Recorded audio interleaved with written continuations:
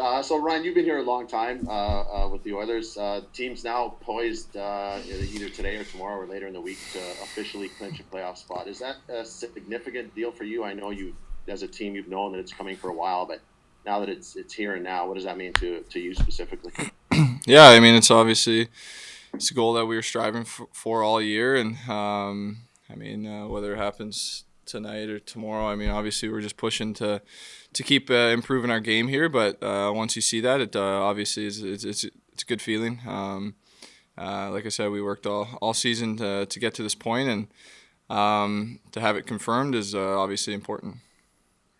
With all the emphasis this season on the All Canadian division and all eyes in the country being focused on Canada, does it add something a little more significant or special to be one of the top two teams at the end of this?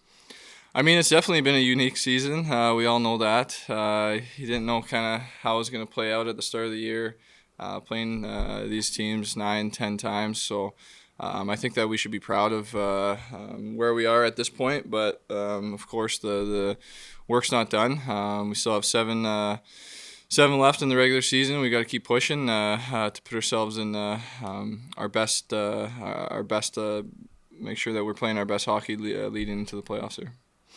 Thank you. Reed Wilkins, 6:30 Chad.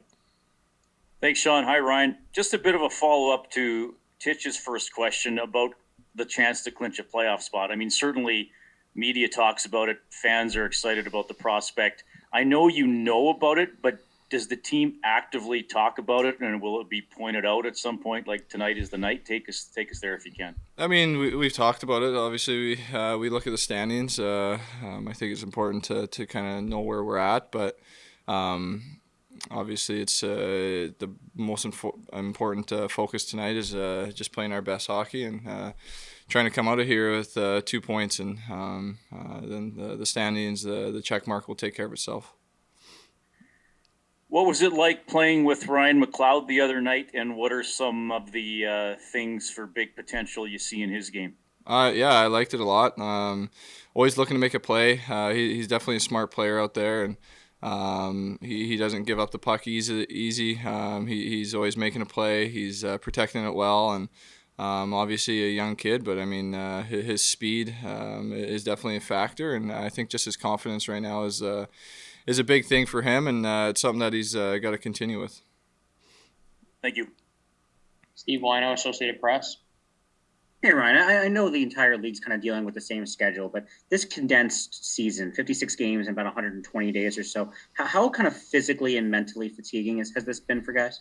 Yeah, I mean, I think we can all agree it's been pretty tiring. Not a lot of breaks. We have actually in the past month we've had a couple smaller breaks, and it's kind of felt nice to reset the mind, reset the body a little bit. But like you said, every team's going through it. We knew going in that it was going to be a bit of a grind of a season, and we've stayed with it. Obviously, the extra bodies helps in practices and throwing guys in games and stuff. So yeah, it's we knew what to expect, and I think that we've handled it well this year.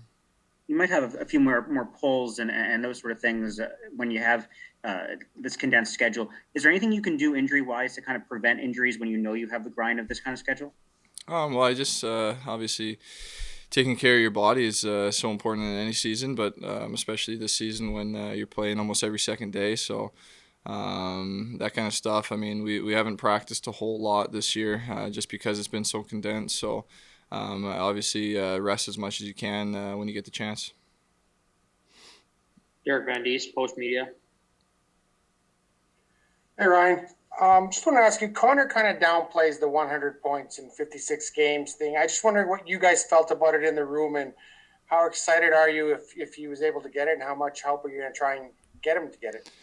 I mean, it's obviously exciting. It's I think it's exciting where he is at this point too. But obviously, we're not going to talk too much about it. I mean, I think you start overthinking things like that, it doesn't help you out. So I think the biggest thing for him is just to keep playing the way he's playing and see what happens. But I mean, just so far, anyways, it's been exciting to see what he's been able to do this year. And just you're finishing the schedule here. You got 7 games in 14 days, I think, or something like that. It's going to be really busy. Just want to ask you how you manage to try and prepare for the postseason and getting some rest for the postseason. Like, you want to go in fresh, but you also want to go in sharp. How do you walk that fine line? Well, yeah, I mean, it's the way that it's kind of worked out that with a couple COVID breaks this year. I mean, obviously we've got a pretty tight schedule finishing up the season here, but I think that might help us out. Like you said, you want to come in sharp. You want to be playing your best hockey at the end of the year, gearing up for the playoffs. So I think we have a good chance to do that. As far as rest and stuff goes, I mean, this is what we've been dealing with all year, and we found a way to manage it. So just got to keep the same attitude there.